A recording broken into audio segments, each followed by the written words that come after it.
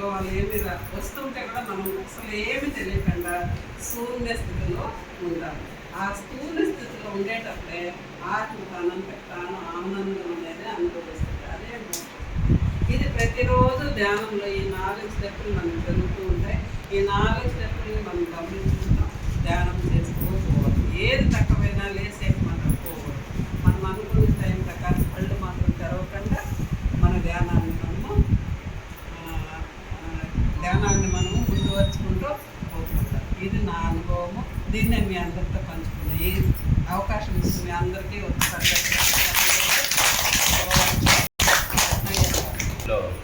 ధ్యానాన్ని ఏర్పాటు చేసినందుకు మేడం గారికి ఒకసారి కృతజ్ఞతలు. అలాగే చేసినటువంటి మీకందరికీ కూడా ధన్యవాదాలు. ఇక్కడ మనం మేడం గారు చెప్పారు అంటే ప్రాపంచిక స్థితి గురించి, అంటే ధ్యానం చేస్తే ఎలా అనేటువంటిది. ఇంకొక స్టెప్ ముందుకు వెళ్తే ధ్యానం వల్ల వచ్చేటువంటి ఇంకొక లాభం జ్ఞానం. అంటే జ్ఞానం అంటే ఏంటి, అలాగే ఈ జ్ఞానాన్ని ఎలా మనం అవగతం చేసుకోవాలి, ఎలా దాన్ని క్లారిఫై చేసుకోవాలి. ఇప్పుడు ధ్యానం బాగా చేయడం వల్ల మనకు మనశ్శాంతి వస్తుంది. ఆ మనశ్శాంతితో పాటు విచక్షణ అనేది వస్తుంది. విచక్షణ అంటే ఆత్మస్థితిలోకి వెళ్తే ఏది మంచి ఏది చెడు అనేటువంటిది మనం బేరీస్ చేసుకోవాలి. ఒక పని చేస్తున్నప్పుడు ఇది ఈ పని వల్ల మంచి జరుగుతుందా చెడు జరుగుతుందా, దీనివల్ల మనకు ఉపయోగం ఉందా కీడు చేస్తుందా అనేటువంటిది బేరీస్ చేసుకోవడమే మనకు జ్ఞానం. ఇది మనకు ఈ ధ్యాన స్థితి వల్ల పుష్కలంగా ఈ జ్ఞానం అనేది వస్తుంది. ఎప్పుడైతే మనము మంచి కర్మలను అనేటువంటివి ఎన్నుకుంటామో అప్పుడు మనము ఉన్నటువంటి ఈ స్థితి నుంచి ఉన్నతమైనటువంటి స్థితికి, అంటే ఒక 10th క్లాస్ చదివినటువంటి విద్యార్థి ఏ విధంగా 10th పాస్ అయిన తర్వాత ఉన్నతమైనటువంటి ఇంటర్మీడియట్ స్థితికి వెళ్తాడో అదేవిధంగా మనము కూడా ఈ ధ్యానం ద్వారా జ్ఞానాన్ని పొందుతాము. ఈ జ్ఞానాన్ని పొందడం ద్వారా మంచి కర్మలు చేస్తాము. అందువల్ల అది మన ఆత్మ యొక్క ఉన్నతికి దోహదపడుతుంది. ఇప్పుడు దీనికి రిలేటెడ్గా మనం భగవద్గీత కానీ తీసుకుంటే దానిలో ఒక శ్రీకృష్ణ పరమాత్మ ఒక 2 శ్లోకాలు దాని గురించి డిస్కస్ చేస్తాం. అంటే మన జ్ఞానానికి సంబంధించింది కాబట్టి కేవలం మనకున్నటువంటి వ్యవధిలో ఒక 2 శ్లోకాలు మాత్రం తీసుకొని దాని గురించి ఎలా అనేటువంటిది డిస్కస్ చేస్తాం.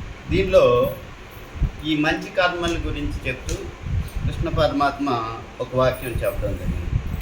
స్వకర్మైవేతి చేస్తేనా వ్యతిరిక్తానా దైవద్రు.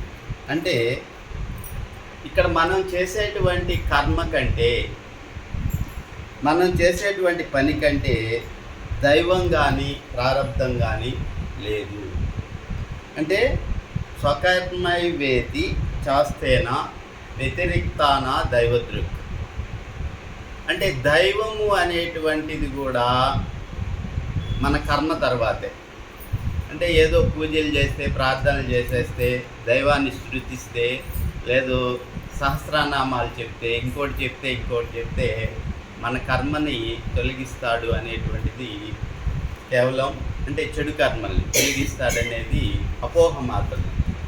దీనికి మనం ఒక బెస్ట్ ఎగ్జాంపుల్ మనం చెప్పుకుంటే భక్త రామదాసు ఇతను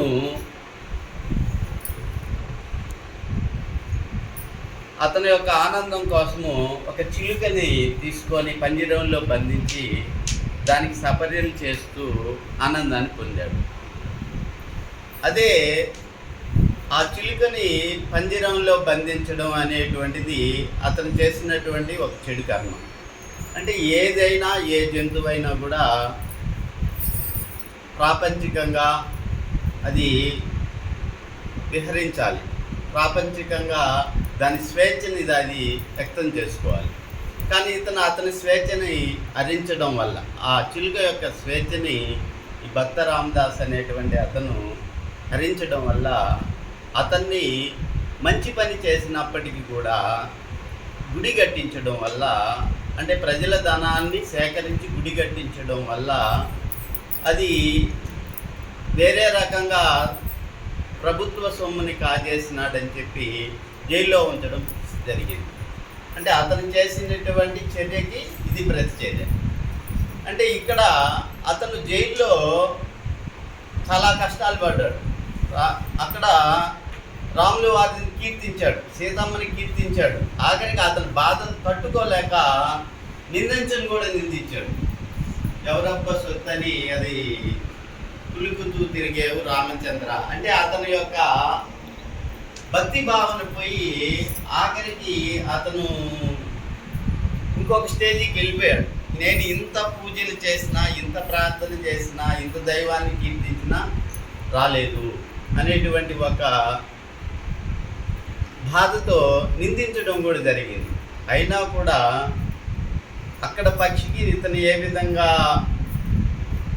కష్టాలు పెట్టాడో అతని కష్టాలన్నీ పూర్తి అయ్యేంత వరకు కూడా రాములు వారు ప్రత్యక్షం అవ్వడం జరగలేదు.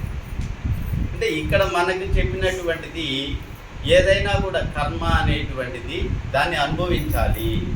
దేవుడు అతని కర్మల్ని తీసేయాలనుకుంటు తీసేసి అతను ఒకరోజు జైల్లో ఉంచిన వెంటనే ప్రత్యక్షమయ్యి అతనికి ఎవరైతే ఆ జమీందారు ఎవరైతే ఉన్నారో అతనికి ఆ డబ్బులు కట్టేసి మరి జైల్లో లేకుండా కూడా తీసుకొని వచ్చేయవచ్చు భక్త రామదాస్ని.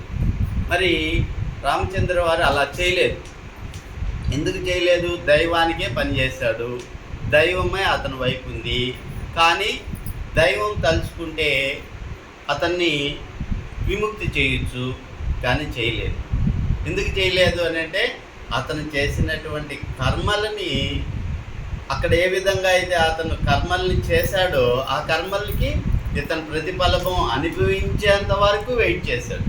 ఎప్పుడైతే కంప్లీట్ అయ్యింది అనుకున్నాడో అప్పుడు ప్రత్యక్షమయ్యి అతను విముక్తి చేయడం జరిగింది. ఇదే మనకు భగవద్గీతలో చెప్పినటువంటి శ్లోకం. అంటే తన కర్మ కంటే తను చేసినటువంటి అది మంచి అయినా కావచ్చు, చెడైనా కావచ్చు, ఈ కర్మ